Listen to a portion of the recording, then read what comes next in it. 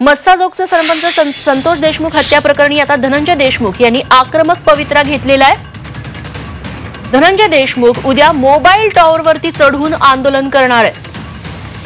खंडणीतील आरोपींवरती मोक्का अंतर्गत कारवाईची मागणी त्यांनी केलेली आहे आणि खुनाच्या गुन्ह्यात आरोपी करण्याची मागणी देखील करण्यात आली आहे।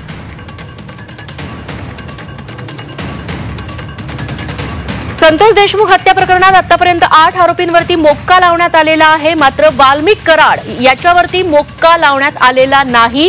खंडणी प्रकरणी सध्या त्याची चौकशी सुरू आहे, मात्र खुनाच्या गुन्ह्यात त्यांना आरोपी करण्याची मागणी आता धनंजय देशमुख यांनी केलेली आहे